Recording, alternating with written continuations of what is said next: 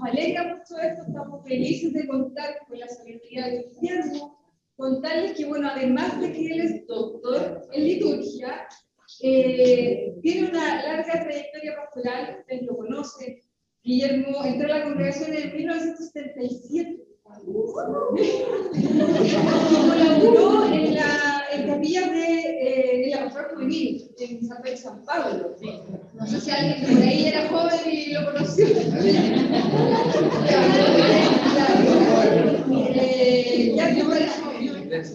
Ya. Hoy día es profesor en la Facultad de Teología de la Universidad Católica y es acompañante también de la Pastoral de la Diversidad Sexual, la PARES. Entonces, tenemos aquí un tremendo maestro que nos va a enseñar hoy día de liturgia. Y nada, pues, sin nada que decir, lo dejamos. Aprovechar esto. Muchas gracias, bueno, por el saludo del cumpleaños que tocó justo hoy día. Y el día de Santa Teresa de Ávila hoy, entonces pensaba que simplemente tomar para iniciar nuestro curso la oración colecta del día de hoy, que es una oración litúrgica, ¿no? A la oración, hay dos tipos de oraciones: la oración en general, que es la oración que todo cristiano o cristiana le dirige espontáneamente a Dios, y la oración litúrgica, que es la oración que está incluida en algún tipo de celebración. En la misa, una de las oraciones litúrgicas es la oración colecta, como todos sabemos, la que viene antes de la lectura.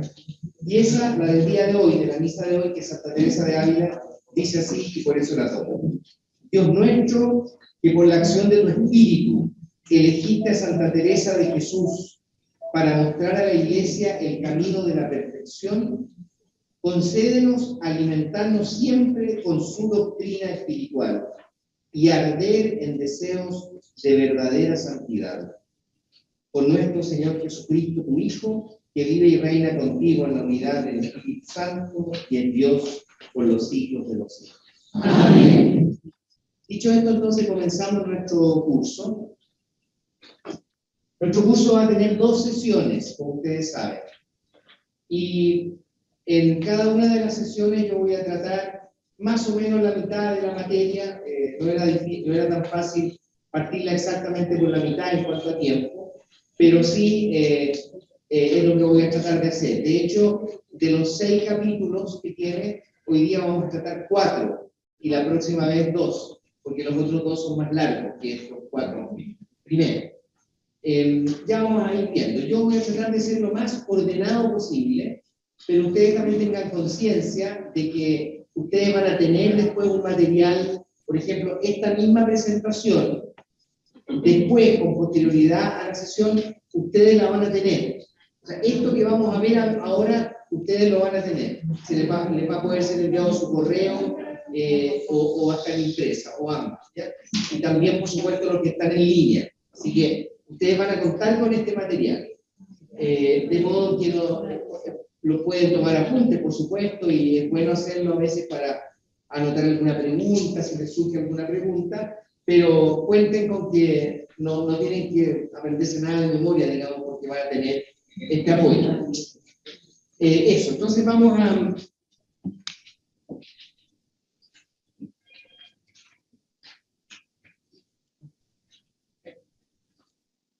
Yo voy a partir con el primer capítulo, es este. Perdonen, déjenme ver una cosa, si no se me fue una... No, está bien.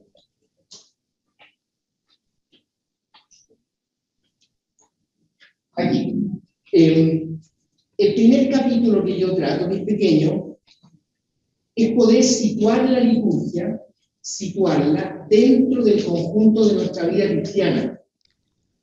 Porque no puede pasar a veces que pensamos que tiene un lugar muy pequeño o muy grande, en fin.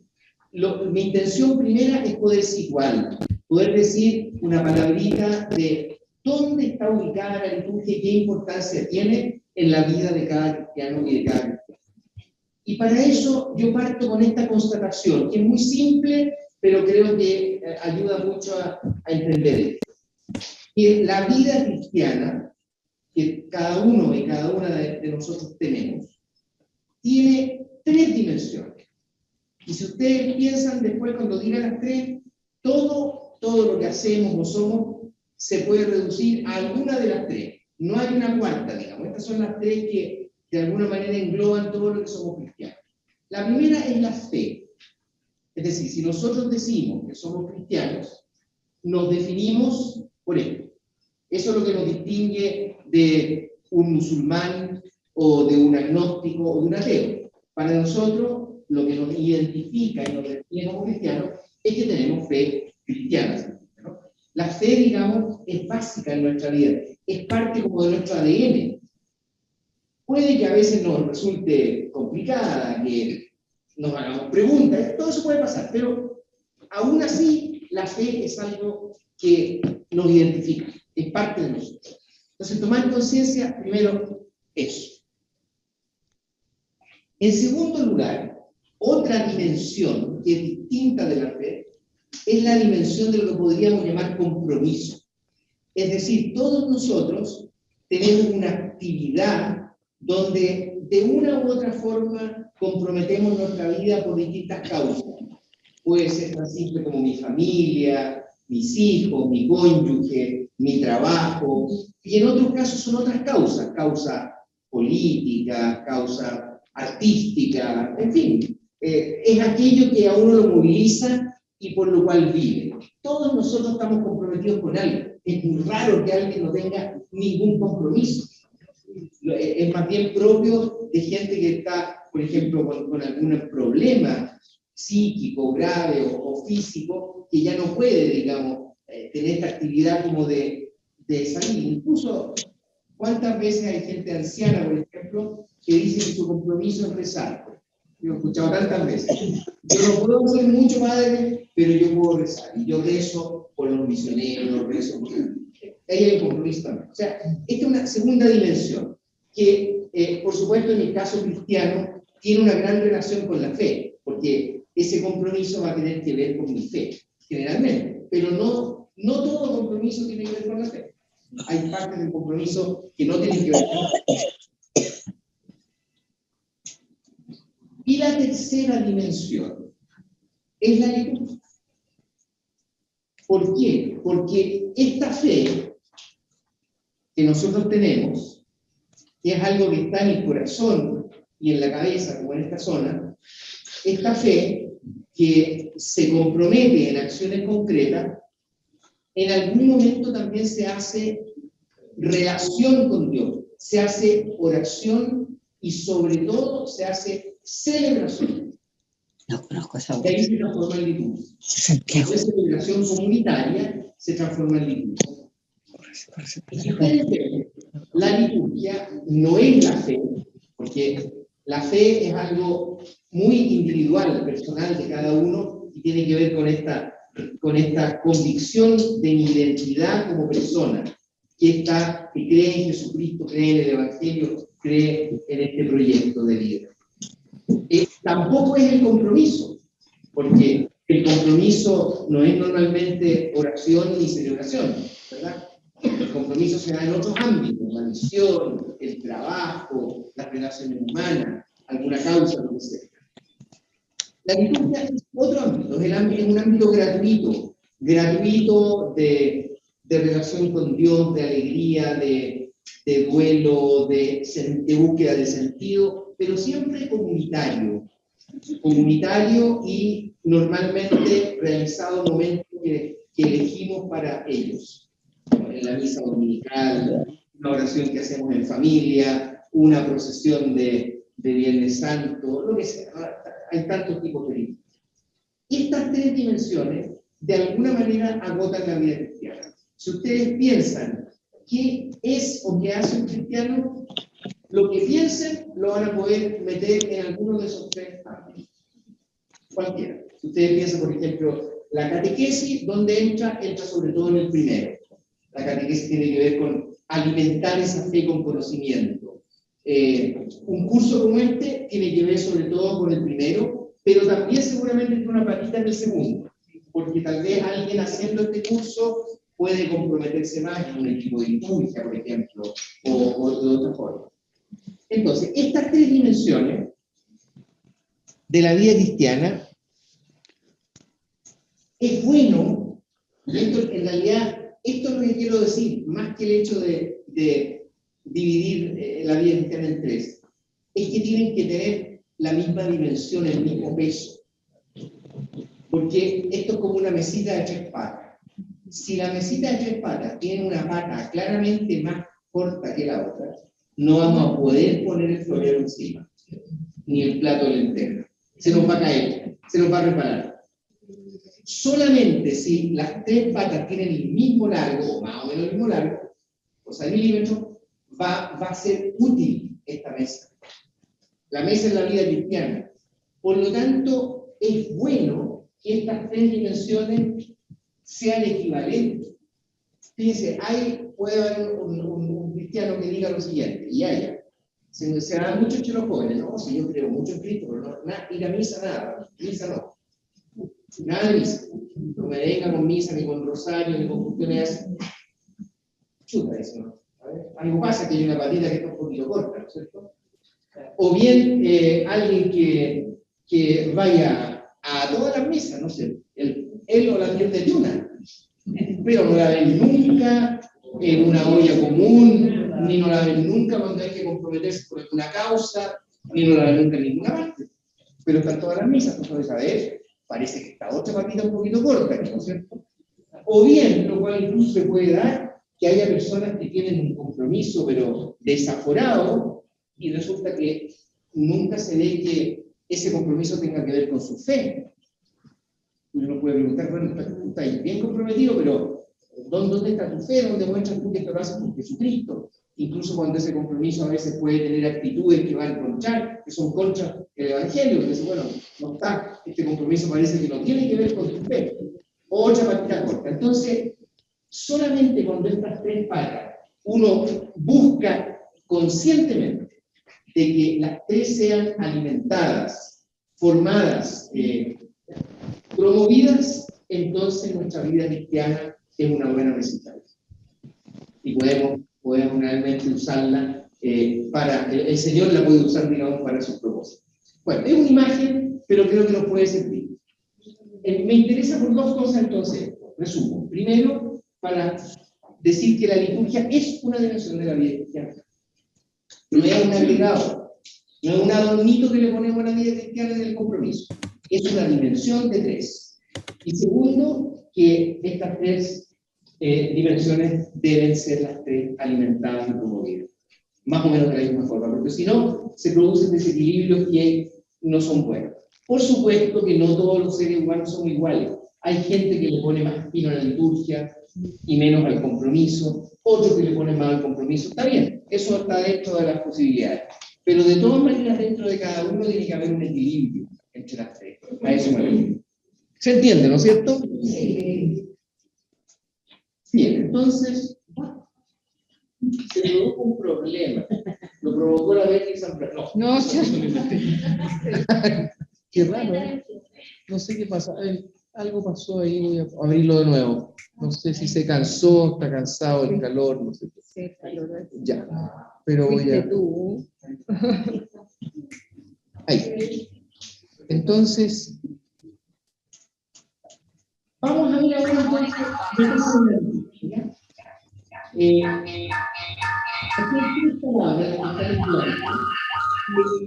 define lo que es la vida. En primer lugar, la liturgia es lo que la distingue de cualquier otra oración que de la iglesia, que son oraciones esenciales. Por eso me decía que la colecta que yo leí de la misa, esa es oración de la liturgia, es liturgia. En cambio, es distinto si yo hoy día en la mañana, yo le tengo gran cariño a Santa Teresa de Ávila, en buena parte por haber nacido en el día de su muerte, digamos. Y yo hoy día en la mañana le recé a Santa Teresa de Ávila, pero eso no fue liturgia. Eso fue mi oración personal de devoción personal. Entonces, es oración.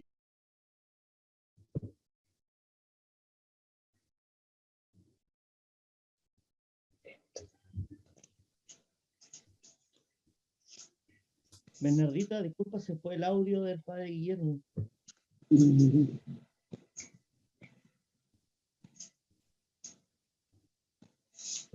Cosas que pasan. Se fue el audio. Ahí va. Esto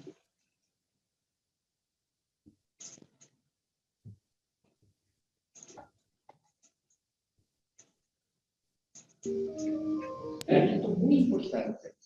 No lo incluyo en la oración porque lamentablemente no siempre nuestra oración es diálogo.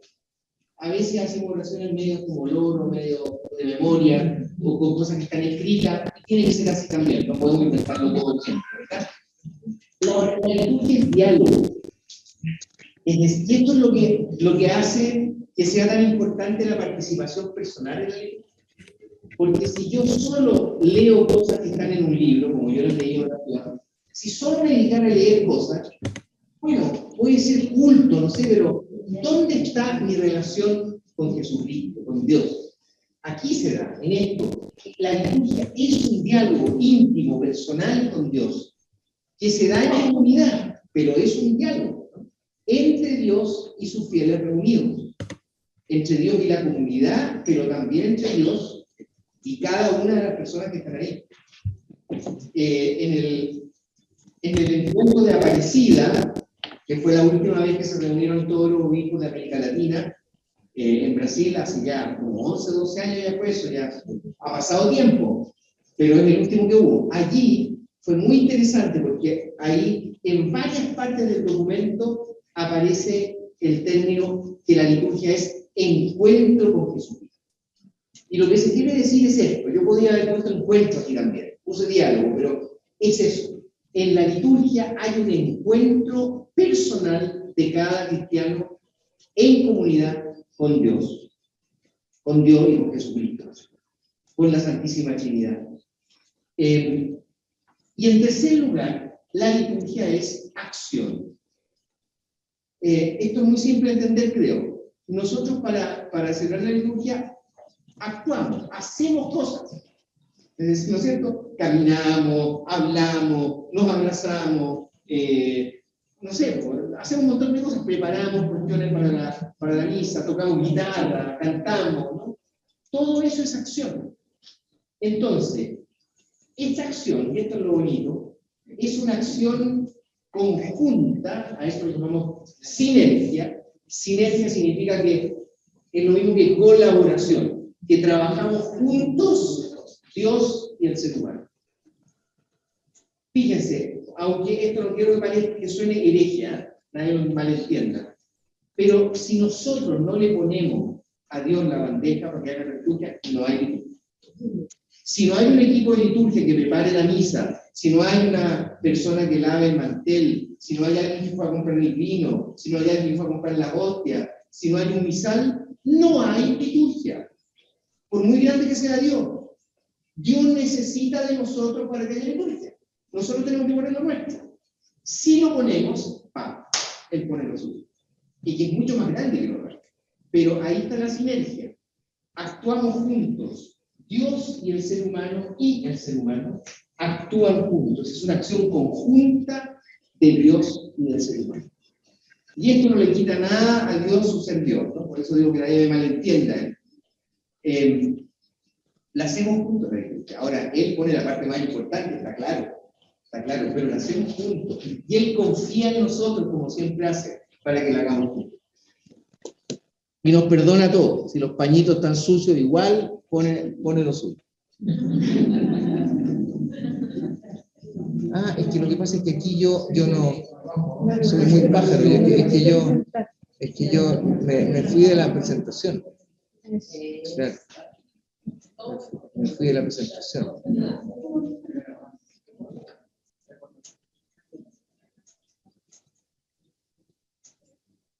Ya, vamos a la próxima. Entonces, seguimos con qué es liturgia. La liturgia es celebración. Entendamos, cuando hacemos celebración, una celebración no necesariamente es algo festivo súper alegre, ¿eh? Puede serlo, y ojalá la liturgia siempre tuviera una buena dosis de alegría. Pero lo que quiero decir es que uno también celebra un funeral, por ejemplo, y lo llamamos así, celebrar un funeral. Y en el funeral lo normal es que nos estemos todos así, ¡ay, qué maravilla que se haya muerto! No, ¿no es cierto? Sino que podemos estar más tristes, más o bien más ensimismados, ¿verdad? Pero lo importante es que igual es celebración, porque estamos poniendo eso que pasó, la muerte de un ser querido, en el ámbito de Dios. Estamos viéndolo bajo la luz de nuestra fe, estamos encontrando sentido allí, y estamos apoyándonos unos a otros. En ese sentido de celebración. Es una celebración ritual. Ya vamos a ver ya que entendemos por rito, ¿eh? Pero es ritual, porque fíjense, por ejemplo, si uno está en la oficina, ¿ya? Con los compañeros de trabajo, y de repente llega el jefe o la jefa y dice, quiero darle una noticia, aquí nuestra compañera Pamela Pérez acaba de ser nombrada jefe de personal. ¡Guau! Seguramente vamos al tiro a aplaudir y todos van a ir a saludar a la Pamela, ¿ya? Eso es una celebración, pero no es ritual. Es una celebración espontánea que hicimos porque pasó algo que nos dio alegría y quisimos celebrar, y probablemente alguien va a decir, traigan una coca o qué sé yo, y ya, o sea, se arma la cosa, pues, se arma la fiesta.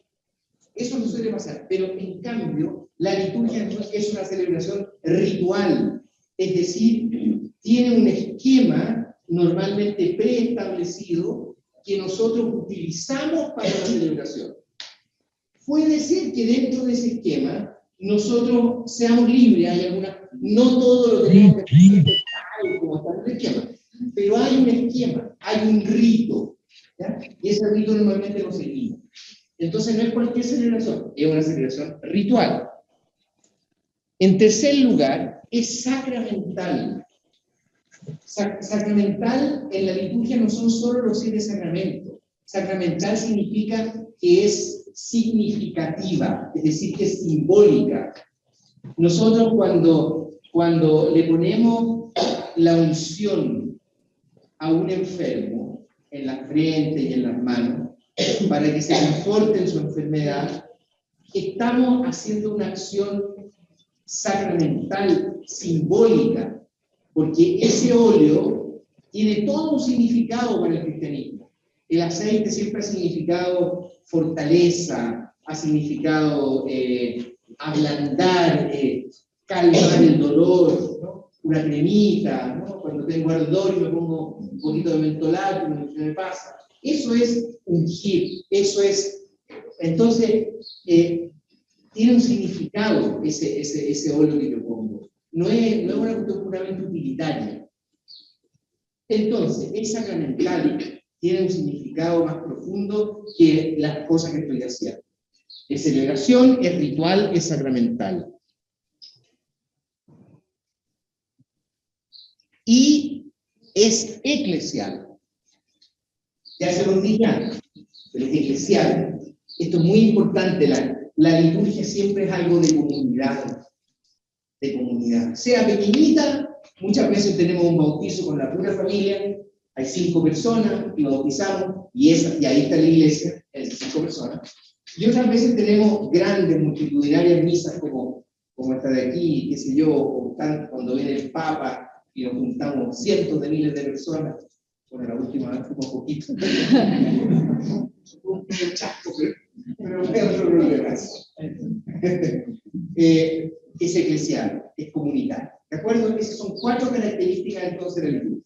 Celebración, ritual, sacramental y eclesial.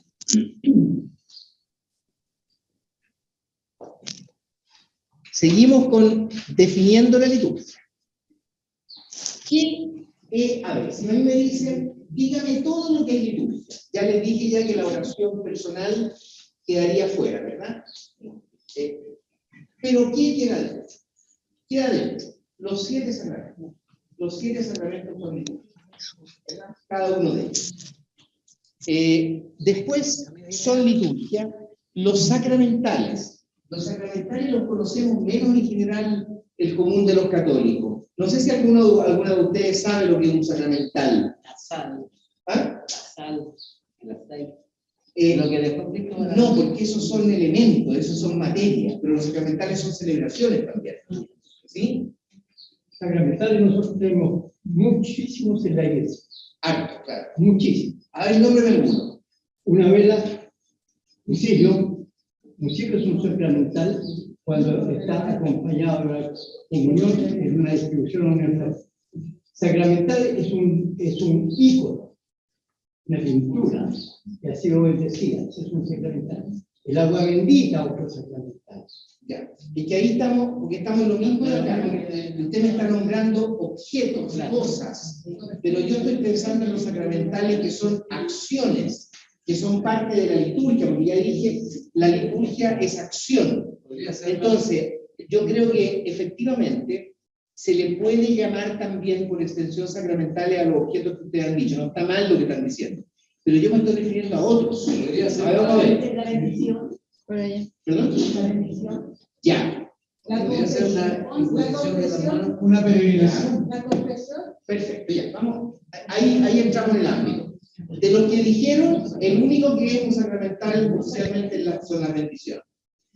Los sacramentales son muchas liturgias. Van a ver ustedes ahora que son muchas. Primero, todas las bendiciones. Una bendición de un camión, una bendición de anillo, una bendición de una Biblia, una bendición, montones de bendiciones. Todas las bendiciones son sacramentales, son acciones, ojo, no cosas, son acciones. Segundo, ustedes les ha tocado venir en alguna de sus parroquias a una profesión religiosa, votos temporales o votos perpetuos de algún hermano o hermana. Bueno, la profesión religiosa no es un sacramento, no es matrimonio, no es orden, es un sacramental. Ahí hay otro. ¿Les ha tocado alguna vez, alguien de ustedes estuvo aquí cuando hicimos la bendición de esta iglesia?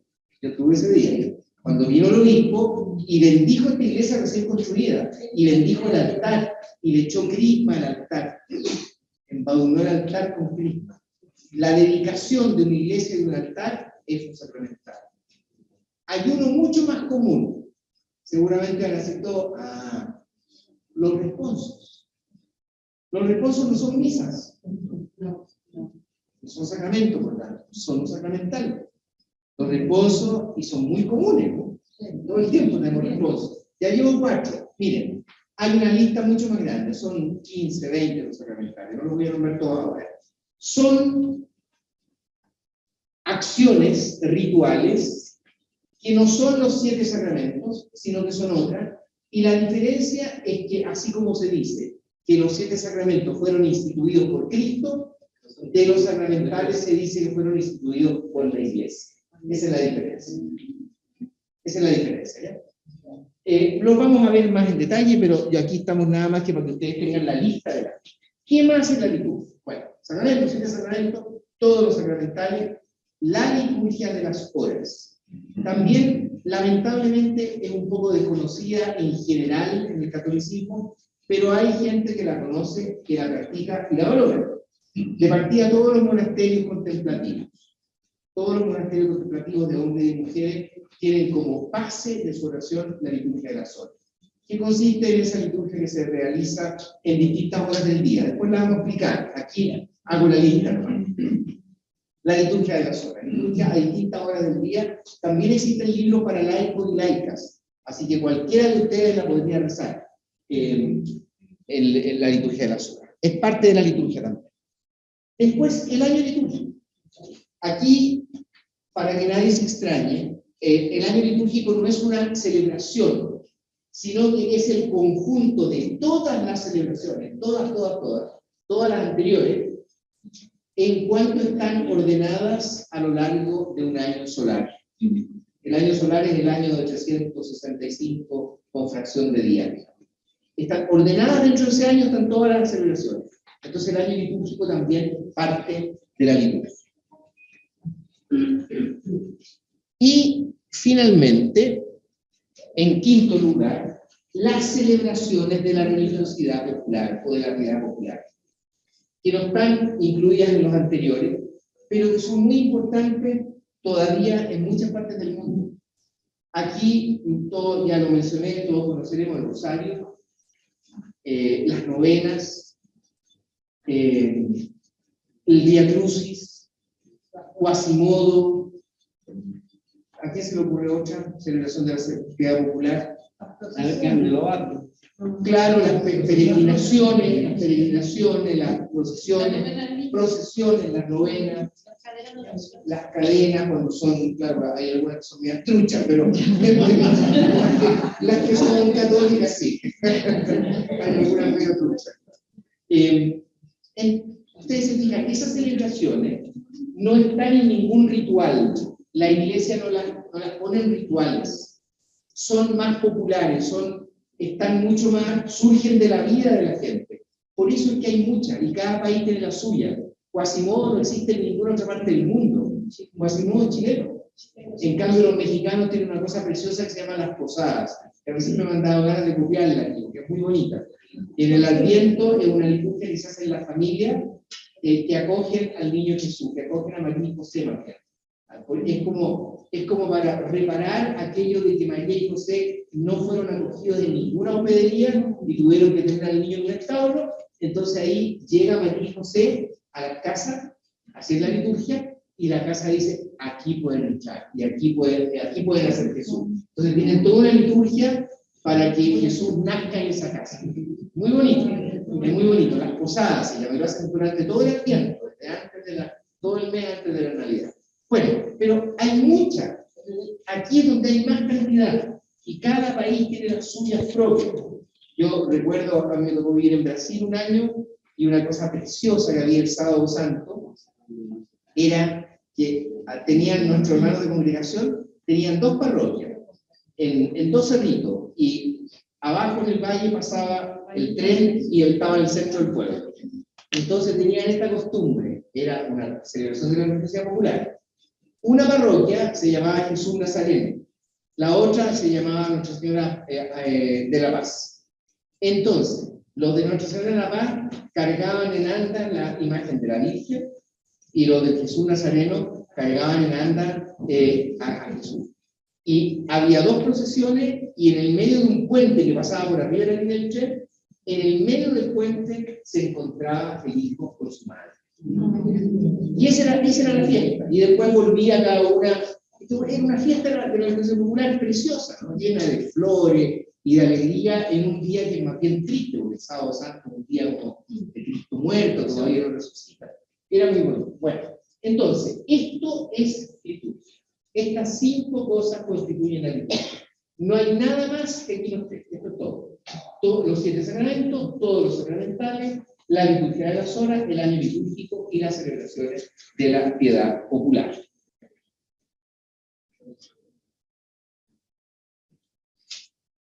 ¿Qué no es liturgia? Yo aquí puse 2 cosas nomás, porque son las más comunes. En mi experiencia es que son las más comunes en cuanto a una mala comprensión de la liturgia. O sea, ideas equivocadas de la liturgia, que se nos meten, lamentablemente también, como en todo, ¿verdad? Se nos pueden meter ideas equivocadas. Primero, la liturgia no es un conjunto de reglas, de normas y de rúbricas. Eso los liturgistas hace muchos decenios ya le han puesto nombre. Es el rubricismo. El rubricismo consiste en un apego enfermizo a las letritas rojas que aparecen en los rituales, que se llaman rúbricas por eso, porque ruborizarse, ¿qué significa ponerse rojo? Bueno, las rúbricas son las letritas rojas, que siempre dicen las normas. Las normas son importantes en la liturgia. Son parte del rito, es decir, para saber cómo tenemos que hacer algo, tiene que haber una norma. Pero una cosa es que uno esa norma la tenga como una orientación y una guía necesaria, y otra cosa es que yo me fije medio neuróticamente en la norma, y que si algo se aparta de 1 milímetro, ¿no? ¡Ay, no! Eso no es litúrgico. Me ha tocado a mí, ¿no? Me acuerdo, yo era cura relativamente recién ordenado, y me tocó un matrimonio en una parroquia que ustedes pueden conocer, está en Gran Avenida, una parroquia grande, que hay en Gran Avenida, moderna, grande. ¿Cómo se llama? Santa Clara. Y se casaba el hermano de un hermano de congregación. Y yo entonces le dije el matrimonio, y era un matrimonio chiquitito, que eran como 30 personas, nada más. Entonces yo llego a la iglesia como media orante y veo que está todo preparado como para un matrimonio de 300 personas. Entonces, ¿qué hice? Le pedí a una persona que encontré por ahí y le dije, ayúdame a poner una mesita que encontré por ahí delante del altar y vamos a celebrar la misa más cerca, porque era una parroquia con el altar más lejos. Ya, ponemos un altar más chico, pusimos un mantel, ordenamos a la gente en torno a una especie de círculo, porque era poquita tierra. Bueno, y como 10 minutos antes de la misa llega el sacristán, que entonces no estaba, y él no sabía que yo era el cura. Entonces me dice, ¿qué hizo esto? Esto no es litúrgico. Perdóname, dije, perdón, disculpe, pero no quiero pasar de llevar a nadie, pero yo soy el cura. Mira, resulta que vienen 30 personas, le dije, entonces, imagínate con ese altar lejos allá, la gente acá. Yo quise hacer una cosa, y al final, a regañadientes me aceptó. Pero se fijan ahí, pasa que, claro, sí, evidentemente, en las rúbricas está que el altar tiene que estar acá, y que si hay un altar y no poner otro. Pero de repente uno tiene que saltarse la lechita roja para favorecer una mejor liturgia. A veces hay que hacerlo.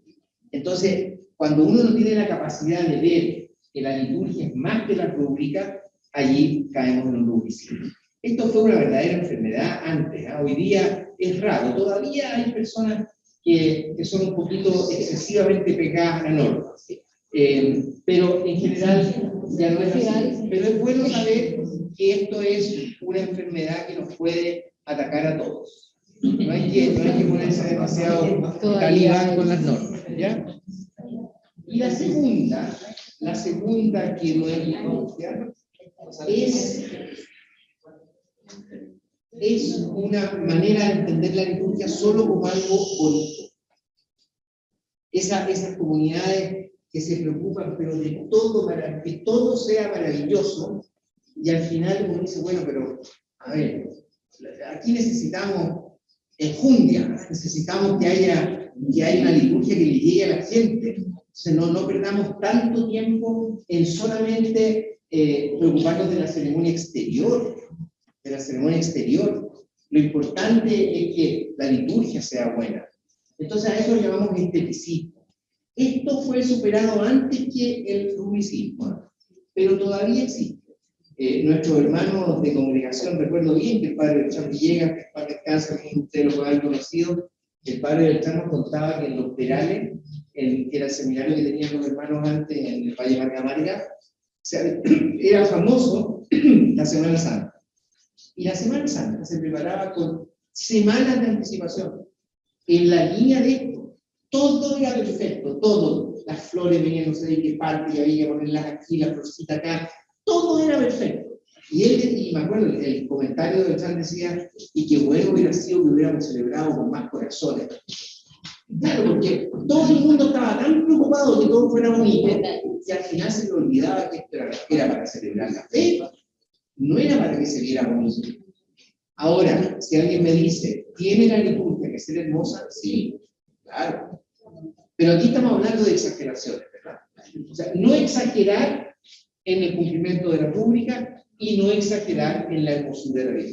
No exagerar, pero sí hay que, por supuesto, conocer la rúbrica y cumplirla en general, y hay que hacer una liturgia hermosa también. Pero esto que lo tengamos siempre como una especie de advertencia, digamos, de no caer, digamos, en estos extremos. Vamos a ver rápidamente, porque ustedes son todas agentes pastorales, así que aquí es para recordarnos. Vamos ahora uno por uno, ¿ya? De los 5 que dijimos, que eran los sacramentos, los sacramentales, la liturgia de las horas, el año litúrgico y las celebraciones de la religiosidad popular, que es toda la liturgia. Vamos uno por uno. Los 7 sacramentos están divididos en los sacramentos de la iniciación, que son 3, bautismo, confirmación y Eucaristía. En ese orden, ¿verdad? Bautismo, confirmación y Eucaristía. Fíjense, aquí les doy un dato nomás. Este es el orden originario. Así se recibieron estos sacramentos durante 1900 años. Hace apenas 100 años que nosotros dimos vuelta a la cosa y pusimos la Eucaristía antes de la confirmación. Durante 1900 años la Iglesia fue fiel al orden originario. Primero el bautismo, después la confirmación y finalmente como culminación la Eucaristía. Y esto fue por obra y gracia del Santo Papa Pío X.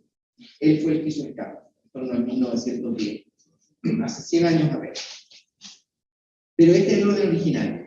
Este orden originario se sigue cumpliendo y manteniendo en un caso, en la Iglesia Católica Romana, que es cuando bautizamos a un adulto.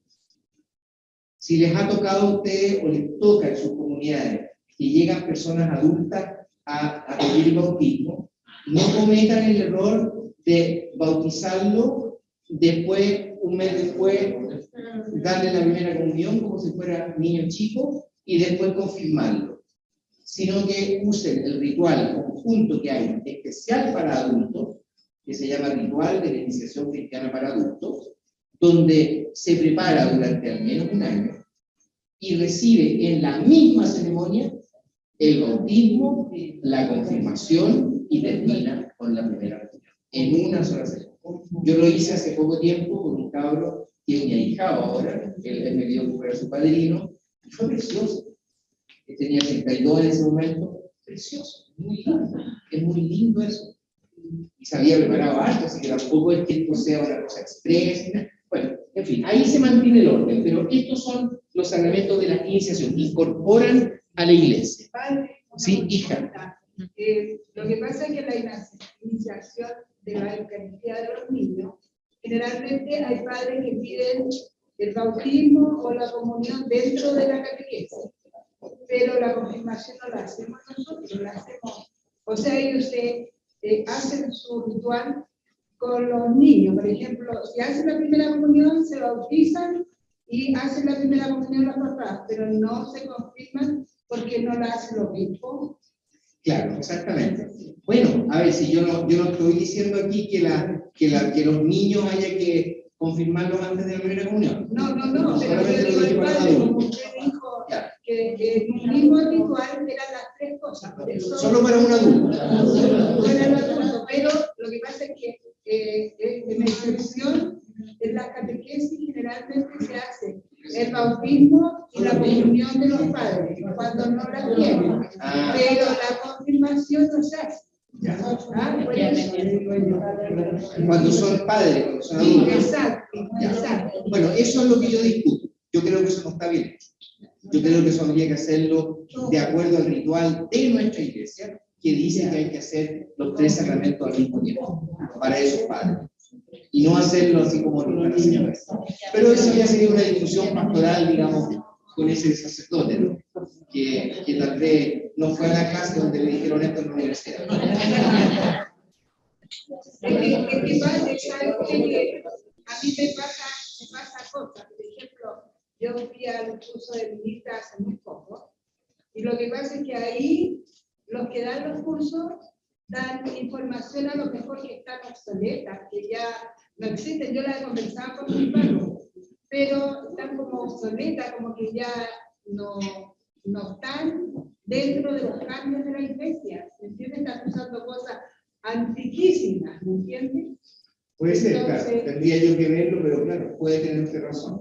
Si fuese así, habría que arreglar eso. Pero como le digo, es un tema más pastoral. Por eso ustedes pueden confiar en que esto es la doctrina, digamos, actual de la iglesia y el deseo. ¿Cómo baja esto a la pastoral? Ya es otro caso. ya. Listo, gracias, Padre. De nada. Entonces, los sacramentos de iniciación, los sacramentos de la sanación o curación, ¿verdad? Que son la reconciliación y la unción de los enfermos.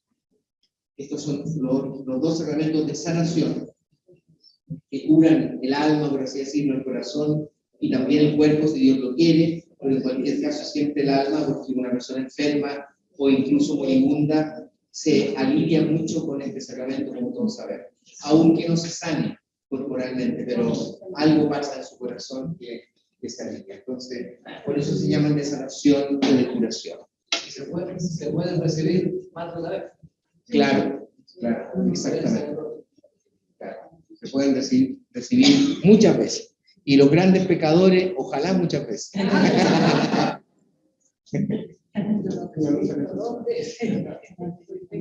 Y finalmente, ahí van 5, y finalmente los sacramentos de proyecto de vida, algunos los llaman también de servicio a la comunidad.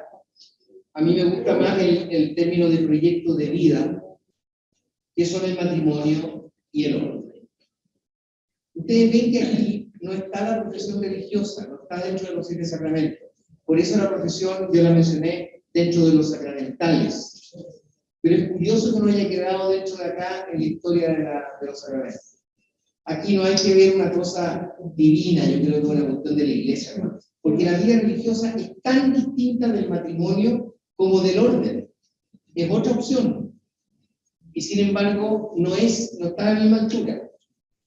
Es como, no está. Como que estas fueran las 2 alternativas en la vida. Y entonces estas no son sacramentos.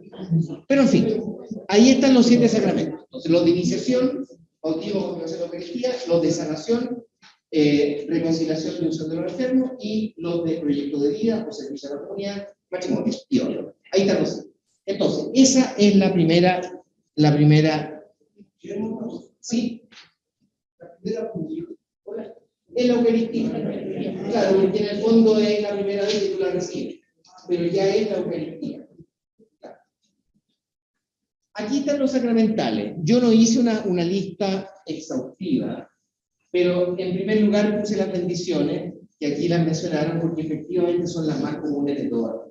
Ya yo les dije algunos ejemplos, pero bendiciones hay muchas. Incluso hay muchas bendiciones que se hacen dentro de otras ceremonias. Por ejemplo, se bendice el fuego en la vigilia pascual, ¿se acuerdan? Se bendice el fuego. Se bendicen los anillos dentro del sacramento del matrimonio. O sea, dentro de los sacramentos de repente hay sacramentales. Entonces, las bendiciones son las más comunes y son muy frecuentes.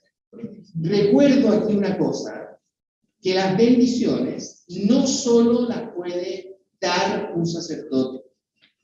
La bendición, porque la bendición la hace Dios. Dios es el que bendice. Entonces, ritualmente hay algunas bendiciones que están reservadas a los sacerdotes, tal vez por su importancia, no sé. Pero toda persona puede pedir la bendición de Dios sobre algo. Eso todo lo podemos hacer.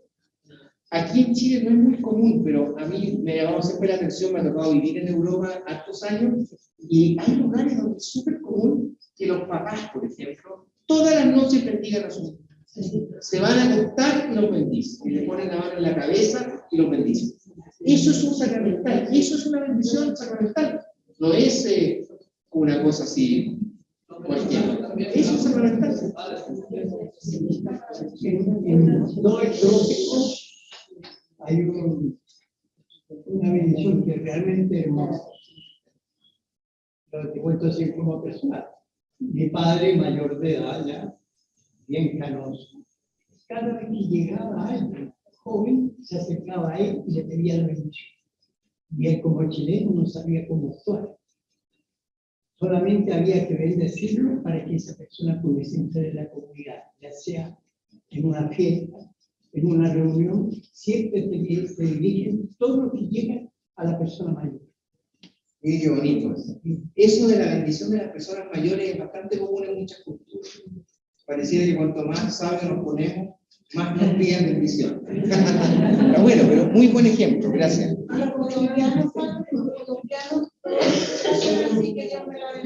Ah, claro, está muy en el lenguaje de ellos. Claro. Ya, las bendiciones. Después, los responsos, ya lo dije, ¿verdad? La adoración eucarística, eso no lo había dicho. Fíjense que la adoración eucarística no es la misa, sino que la misa ya está celebrada, tenemos en el sagrario las formas consagradas y lo que hacemos es sacarlas para adorar. Eso es un sacramental. La Eucaristía es sacramento, pero la adoración eucarística, que está propia de nuestra congregación, además, es un sacramental. La profesión religiosa, ya la había dicho. Los exorcismos, no lo había dicho porque me se asustaran, pero son un sacramental también, no son sacramentos, pero son un sacramental y tienen un ritual propio. Hay un ritual de exorcismo, y ese ritual se usa cuando hay una posesión demoníaca que esté comprobada, porque eso por supuesto siempre hay que comprobarlo. ¿Ah? No cualquiera lo hace. Y no cualquiera lo hace, claro. El obispo designa específicamente a una persona para hacer. Y hay muchos otros. ¿Ya? Entonces, sacramentos y después sacramentales. Vamos a hacer 5 minutos de descanso y seguimos con esto. Bien. Me decía la Benia ahí que estamos yendo un poco lento. Y claro, en parte porque yo cuando preparé este cursito básico, realmente no quise dejar fuera nada de lo que yo creo que es básico. Y tal vez, claro, tal vez lo que pasa es que para un curso básico incluso uno tendría que tener 4 sesiones en vez de 2. Pero eso, entonces ahora me voy a preocupar de ir un poquito más rápido, pero y además como ustedes van a tener el material, pero el ideal, claro, es no quedarse tanto rato en las cosas, así que por lo menos sepan que por eso voy a ir un poquito más rápido. Después de los sacramentos y los sacramentales, una explicación un poquito más grande, viene la liturgia de las horas, que consiste en 7 momentos que la Iglesia define como de santificación del día, y que son laudes, la hora media, que son 3 horas en realidad, la tercia, la sexta y la nona. Después las vísperas, las completas y el oficio de lectura, que no tiene una hora propia, digamos, sino que se puede hacer a cualquier hora. Que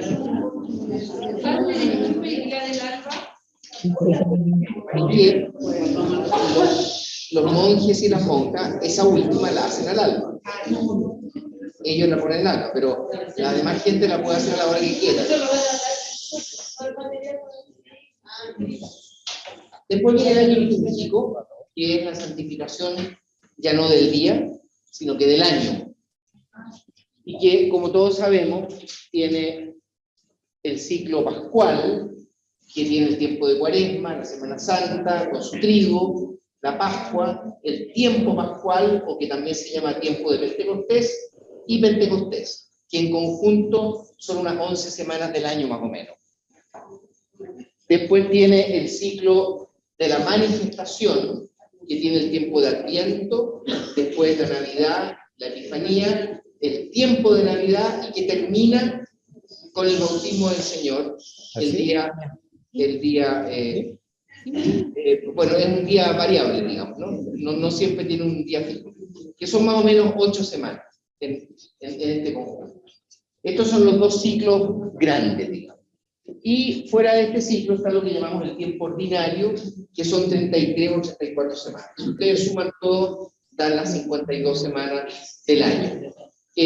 No son precisos el número de semanas, cambia un poquito cada año porque esto está basado en el calendario lunar que usaban los judíos y no en el solar.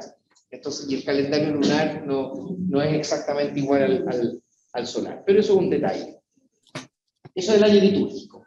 Y finalmente están las celebraciones de la vida popular, como ya decía, que hay muchas, pero aquí, como para ejemplificar, puse el rosario comunitario, ¿verdad? Las novenas, los vía crucis, las celebraciones locales de cada país, como Quasimodo, las posadas, etc. Y entonces, con todo eso que hemos dicho, tenemos el conjunto de lo que podríamos decir, eso es la liturgia, básicamente. La segunda pregunta que nos hacemos es, ¿qué celebramos en la liturgia? Exactamente qué celebramos. Y aquí entonces les presento las siguientes ideas, que son tal vez ideas un poco más teológicas, pero que son bien importantes. Lo que es clave tener presente es que Jesucristo es el centro de nuestra liturgia. Jesucristo, no la Virgen María ni ningún santo. Jesucristo es el centro de nuestra liturgia. Lo cual no significa que la Virgen no sea importante ni los santos, pero aquí estamos hablando de centralidad, ¿verdad? Entonces, pero sobre todo son lo que llamamos su misterio. Y la palabra misterio hay que explicarla porque por misterio a veces entendemos algo distinto de lo que quiere decir la Biblia. Y el misterio de Cristo, ¿qué es lo que es? Su muerte y resurrección. Eso es su misterio. Su vida, su obra, su mensaje, eso es su misterio. Y la muerte y resurrección y su vida, obra y mensaje como un resumen de toda la obra liberadora de Dios desde la creación hasta que venga por segunda vez. Es decir, le llamamos misterio y misterio de Cristo a esa especie de resumen que se produce en la Pascua, por eso también se llama misterio pascual, ¿no? Que es el resumen de todo lo que Dios ha hecho de bien por el ser humano, desde que lo creó hasta que lo redima al fin de los tiempos. Todo lo del Antiguo Testamento, todo está como resumido en Cristo y en su misterio. Y eso es el misterio. Entonces la palabra misterio no es algo desconocido, algo raro, algo abstracto. Esto es el misterio. Esto es. O sea, el misterio a nosotros cristianos, Dios lo revela. Es misterio solamente para alguien que no es cristiano. Para nosotros no es misterio en el sentido de desconocido, sino que este es el misterio. La muerte y la resurrección de Cristo, su vida, su obra, su mensaje, toda la obra liberadora de Dios sintetizada en Él. Eso es el misterio. Padre, eso se trata también de sintetizar un poco la misa del día sábado de Gloria, que entra la Génesis, entra todos esos textos que y hacen todo un ciclo de... Buena intervención, gracias. Porque fíjense, en esa misa, en la vigilia pascual, este misterio se celebra como, ese es el centro de todo el año litúrgico, esa noche. Y por eso es que en esa noche, justamente, como tú dices, se presenta el misterio más completo. Y se lee desde el Génesis hasta el Apocalipsis. Se lee todo. Un pedacito de cada uno. Para que uno justamente se dé cuenta que esa noche no solamente Cristo resucita, sino que también se libera al ser humano desde siempre y para siempre. Todo en la creación. Eso. Gracias, muy buena intervención. Entonces, el misterio no significa simplemente algo incomprensible, sino que es el proyecto liberador de Dios, que por supuesto siempre se escapa a nuestra comprensión. Algo de misterio siempre tiene, porque ¿quién conoce los pensamientos de Dios, como dice San Pablo, verdad? Pero tampoco es algo totalmente incomprensible, y eso es lo importante, porque o si no uno se puede quedar en eso de que es algo no sé, Dios nada lo entiende. No, si nosotros entendemos a Dios también, no lo entendemos totalmente, no, obvio, porque somos seres humanos. Algo que comprendemos, pero que no comprendemos totalmente. Eso es el misterio. Y eso es lo que celebramos en la liturgia, toda la liturgia. Entonces, ese misterio se prolonga por todos los siglos en la liturgia. Esto es lo importante. La liturgia hace presente esta acción salvadora de Dios en todo momento de la historia. Cada vez que celebramos la liturgia, estamos haciendo presente este misterio de Dios. Es decir, el misterio no tiene tiempo ni lugar. Se hace presente en todo hoy y aquí. Sea cualquiera que sea ese hoy. El hoy de 1714, el hoy de 1910 y el hoy del 2022. Y el aquí de cada pueblo, de cada lugar, el aquí de la parroquia de Morokai, el aquí de la parroquia La Anunciación, el aquí de Punta Arenas, el aquí de Hong Kong. En cada lugar se hace presente el misterio cuando celebramos la liturgia. Es decir, trasciende el tiempo y el espacio, si queremos decirlo. Entonces, eso es lo que celebramos. Y punto. Ahora, eso por supuesto lo desplegamos en una diversidad muy grande de distintas celebraciones. Pero en el fondo, siempre celebramos eso. Eso es lo que yo quería que quede claro, el segundo punto. El tercer punto, ¿quién celebra la liturgia? ¿Cuál es el sujeto? Esto también es importante, también es más teología esto, pero es muy importante porque, fíjense, el que celebra la liturgia lo llamamos Cristo total, cabeza y cuerpo. Esto tiene que ver con San Pablo, ¿ah? Ya lo vamos a ver. Ustedes que conocen a San Pablo por sus cartas, porque celebra Cristo glorificado y la iglesia. Y la iglesia. Me encanta, me pone esto complicado. La iglesia Cercana, sí, me encanta. es lo mismo que la asamblea, porque la palabra de la cual viene iglesia es eclesía, y eclesía en griego significa asamblea. Esa es la traducción originaria, asamblea. Y después este nombre, asamblea, iglesia, adquirió el sentido también del espacio donde la asamblea celebra. Pero no sé, pues nosotros le llamamos iglesia también al edificio, y también le llamamos iglesia a la institución. Pero originalmente la palabra iglesia significaba exactamente esto, asamblea, es decir, gente reunida como nosotros, pero para celebrar la liturgia.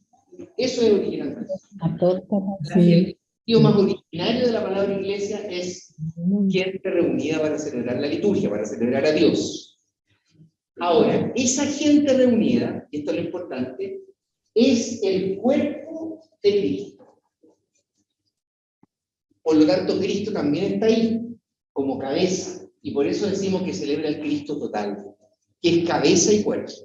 Por eso es que es tan importante en la liturgia el lugar que ocupa simbólicamente la persona que preside. Aquí a veces nos puede hacer ruido esto porque en la iglesia a veces hemos exagerado y a veces el lugar donde se sienta el cura o el obispo parece un trono, ¿no es cierto? Y eso hoy día nos repele un poco. Pero hay que recuperar lo simbólico. No tiene que parecer trono, la misma iglesia lo dice, no tiene que parecer trono, que tiene que ser una cosa así, ¡guau! Pero sí tiene que ser un lugar que exprese que ahí está Cristo. ¿Se entiende? Que no es lo mismo a que sea un trono, ni que sea ¡guau! Puede ser un lugar pero uno diga, aquí está. Me acuerdo bien cuando proyectamos nuestra iglesia al Colegio Manquehue, que yo estuve bien metido ahí, yo me metí mucho exactamente en este punto. ¿Y qué hicimos nosotros? Ahí detrás del altar hay una banca que está pegada a un muro, que es curvo. Es una banca nomás, una banca así entera.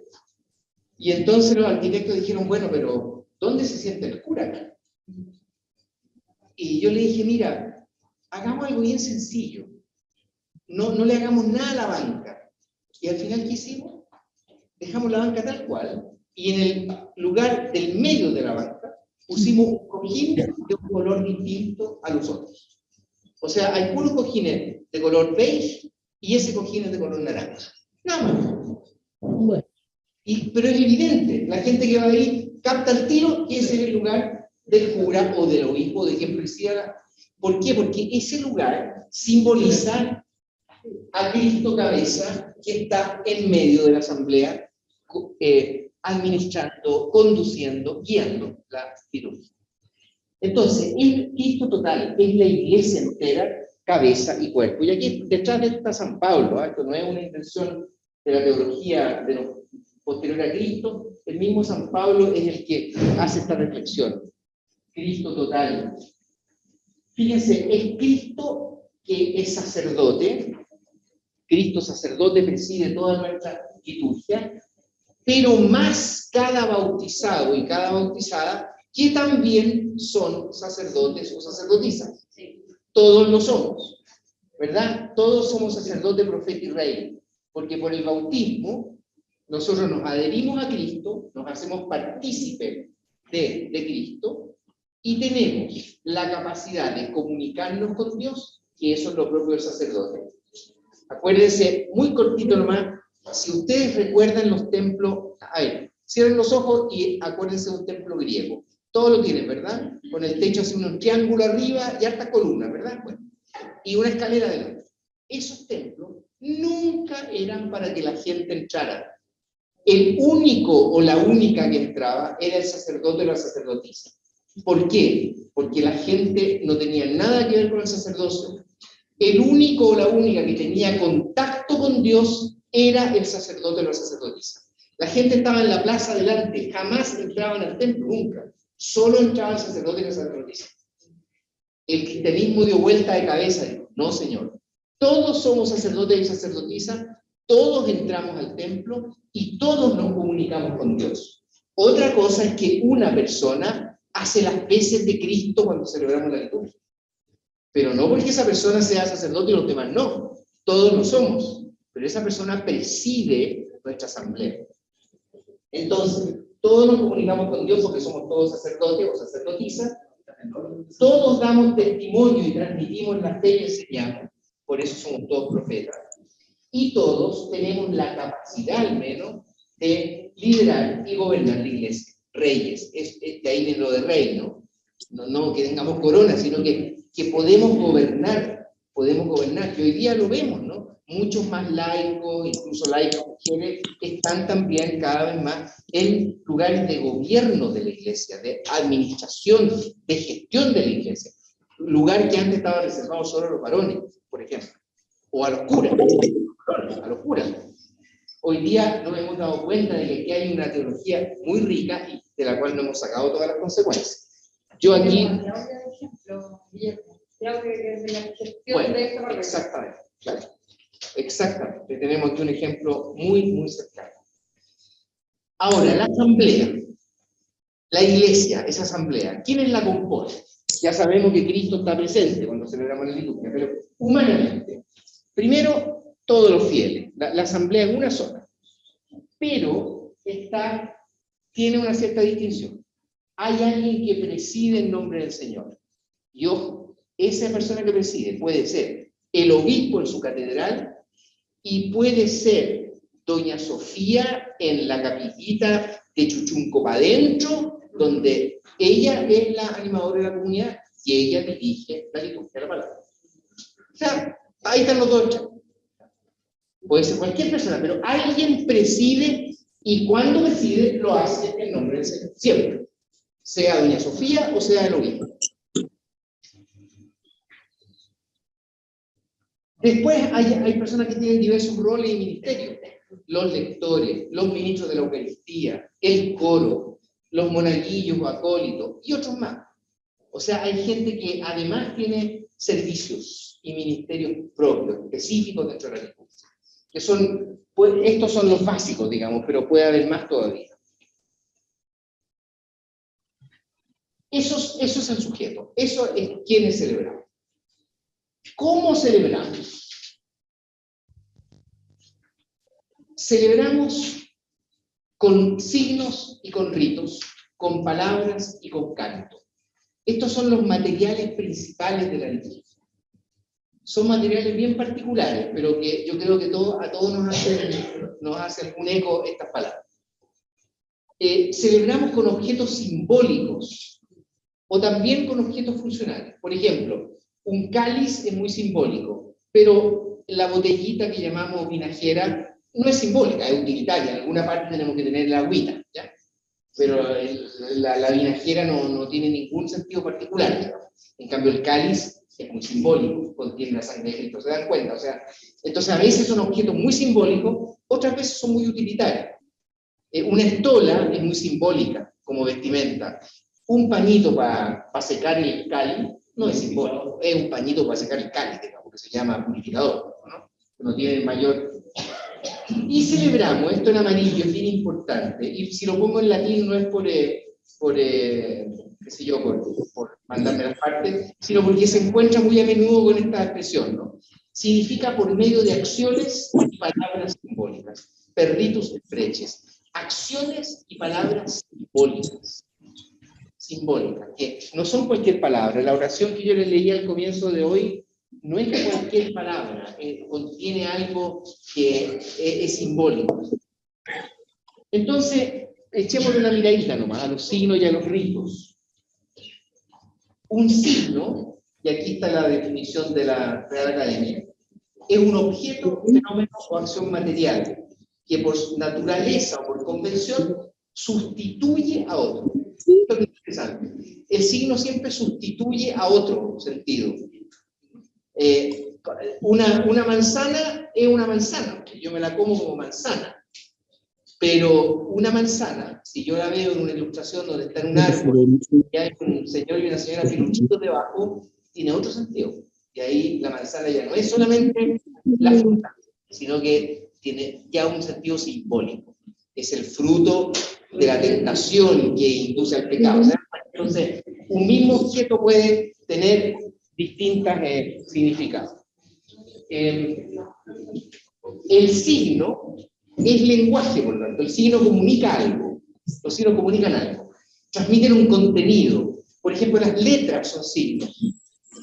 Las palabras son signos, ¿no? Hay una afinidad de la palabra signo con señal, con señalética. La señalética del tránsito, cuando nosotros vemos una cuestión amarilla que tiene en el medio una cosa que es como así negrita, ¿qué significa? Lomo de toro. Nosotros sabemos qué significa, pero vemos el puro dibujo, eso es señalética. O sea, eso es un signo, nos habla, nos dice algo. Un rito, según la Real Academia Española, es una costumbre o una ceremonia, un conjunto de reglas también, establecidas para el culto y ceremonias religiosas.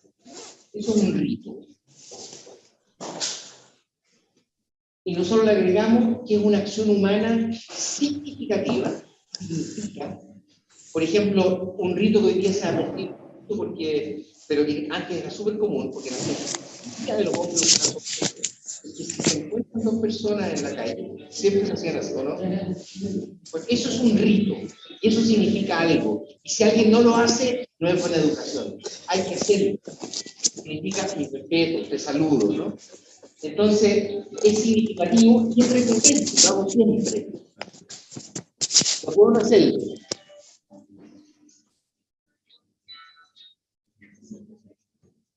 En la liturgia, todo es signo, todo es significativo, todo nos habla de Cristo. El lugar, el edificio en el que celebramos, la asamblea, las fechas, horas en las cuales celebramos, los objetos, la vestimenta, las imágenes religiosas, la música y el canto, las acciones que realizamos. Todo es signo, todo es simbólico, todo habla de Dios. O debiera. Esto es fundamental en la liturgia. Este humo no es humo, el incienso no es humo, es la oración de la asamblea que sube a Dios. Ese ha sido siempre el simbolismo del humo. Lo que pasa es que nosotros el incienso lo usamos poco en Chile, pero en Europa es súper común. Todos los domingos hay incienso en las misas, y en otros países también. Aquí, no sé por qué, no lo usamos poco. A veces ni siquiera en ocasiones especiales, pero es muy bonito como signo, ¿no? Es la oración que sube a Dios. Ese es el signo, siempre ha sido ese el signo del incienso.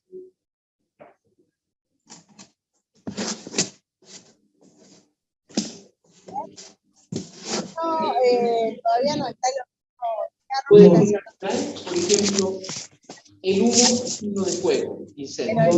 Claro, no lo entenderíamos, no necesitamos aprenderlo. O puede ser cultural. El color rojo del semáforo es signo de qué? De pare, ¿no es cierto? Claro. De pare, porque deténgase.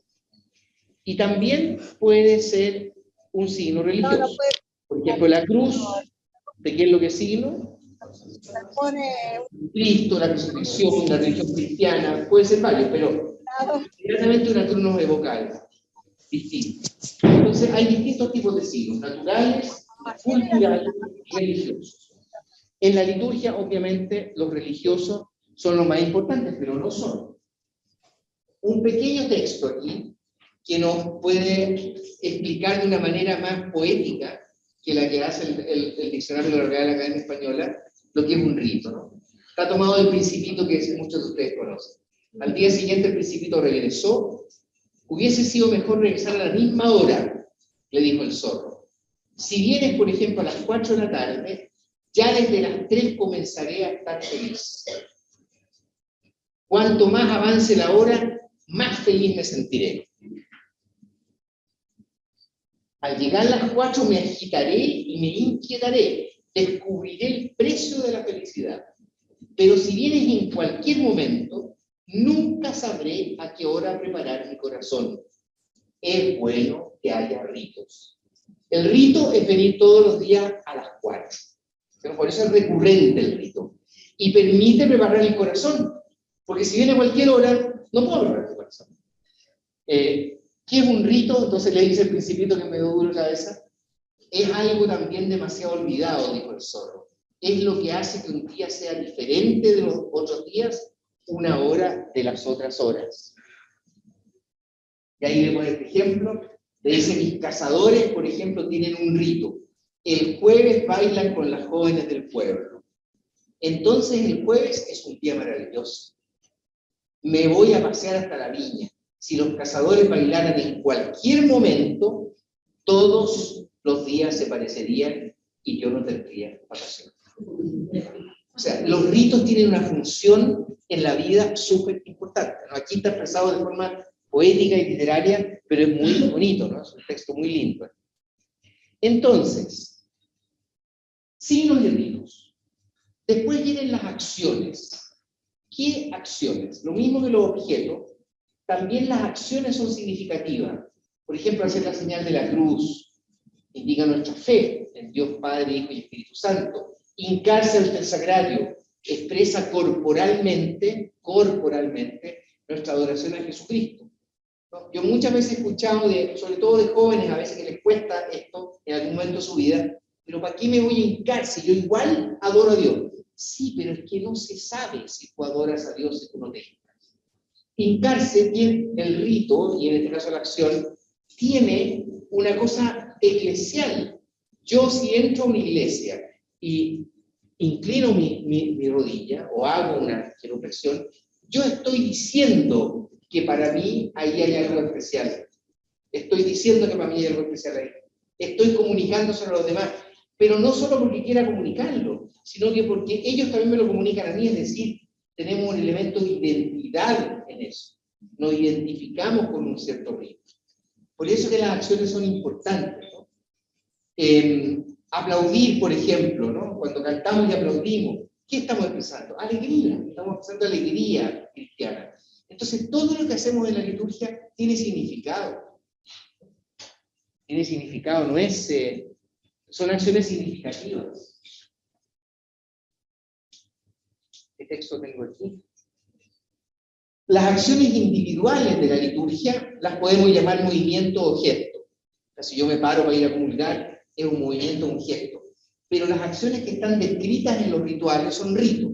Por ejemplo, cuando yo abrazo a alguien, ahora en la pandemia hemos abrazado menos, pero en el rito de la paz, lo abrazo porque es ritual.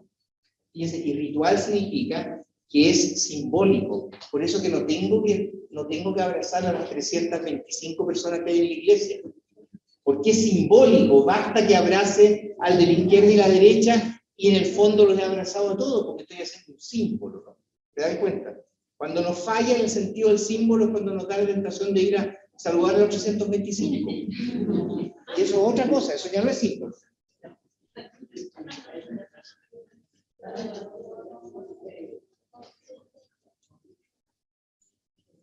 Los movimientos, caminar, sentarse, arrodillarse, ponerse de pie, cantar, tocar instrumentos. Las palabras, lectura de los textos bíblicos o de los textos que están en los rituales, textos de los cantos, porque los cantos son cantos, pero tienen texto también. La oración espontánea, cuando rezamos la oración de los fieles, por ejemplo, la homilía, el saludo, la despedida, todo eso son palabras. Entonces hay movimientos, hay palabras. Después, las acciones rituales sacramentales, procesión de ingreso, procesión de ofrendas, la comunión, el abrazo de la paz, derramar agua sobre una guaguita, imponer las manos, ungir con aceite, todas son acciones rituales sacramentales, que son parte de la liturgia. Son parte del cómo de la liturgia. La palabra y el silencio. Aquí una palabrita sobre esto porque la palabra tiene como contraparte el silencio. Si bien juega un rol fundamental, por ejemplo, en la Biblia, en la palabra de la iglesia, como digo, los rituales, las hojitas, las palabras dichas espontáneamente, y la homilía, la oración y el canto, si bien todo eso existe, sin embargo, es muy importante también su contraparte, que es el silencio. porque el silencio nos permite interiorizar lo que Dios nos dice y nos regala en la liturgia. Y aquí nosotros en general tenemos un cierto fallo, nos cuesta el silencio. Siempre, a mí me sigue pasando, a pesar de haber dicho muchas veces esto, que uno, por ejemplo, termina la comunión y hubo canto de comunión. Entonces yo me siento y me quedo, fíjense, medio minuto, nada. Pero cuando pasan 10 segundos, el coro se pone nervioso. Oye, este cura parece que quiere otro canto. Y empiezan otro canto más. Y otros 5 minutos de canto. Pero si lo que quería era medio minuto de silencio, para poder aconchar un poquito lo que hemos vivido. Pero los coros se ponen nerviosos al tiro, como que el silencio los pone, los engrifa. Silencio, el silencio es importante, porque es el momento en el cual yo aconcho, interiorizo, miro para adentro, agradezco, ¿no? Hago oración personal. Entonces, la palabra y el silencio. Padre, Hija. pero en la palabra es el mismo Cristo que habla por intermedio nuestro. Claro, El mismo. por supuesto, pero si no estoy negando eso. Y en el silencio también nos habla Cristo. Claro, no, pero estamos en silencio en la asamblea y viene la lectura y no está en silencio y tiene que poner atención porque yo le presto mi voz a Cristo. Él es el que está hablando, en ese minuto nos habla la asamblea. Entonces, por eso nos exige o podemos estar en silencio en esos minutos.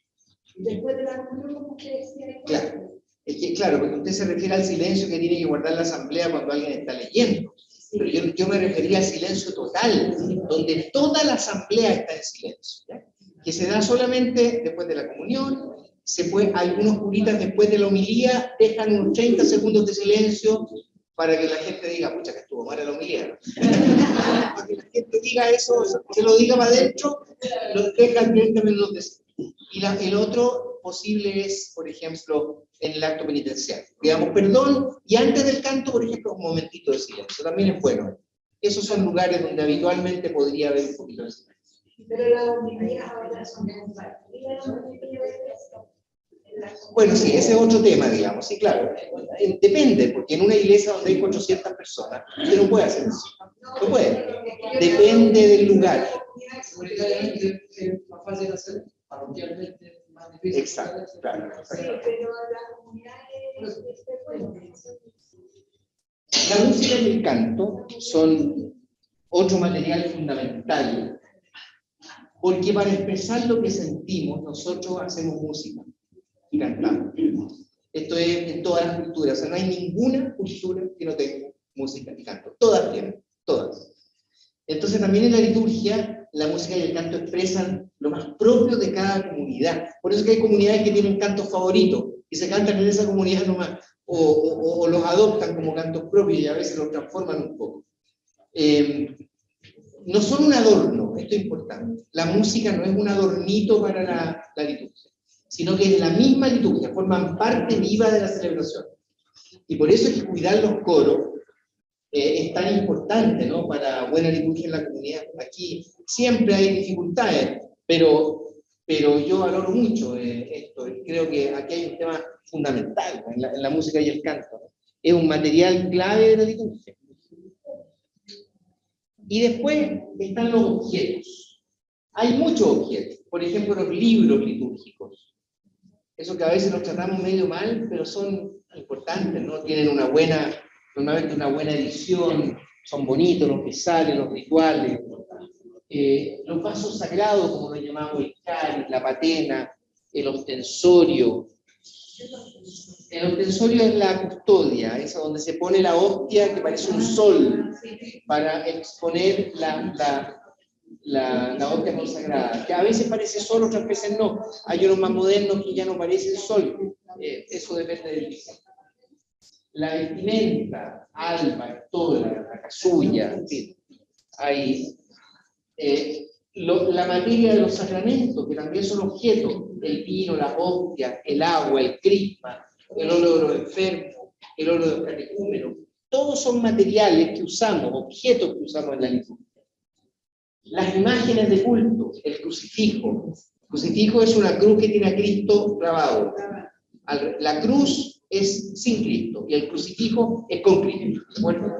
La Virgen María, los santos, ¿no? Que son parte de la liturgia cuando están en el espacio. Sí. Algo, porque lo que se hace con esa imagen religiosa o con la misa dominical, que ya no se ocupa lo que está ahora, siempre preguntan y uno dice, o lo entierran o lo hacen poquito, ¿qué se hace con eso?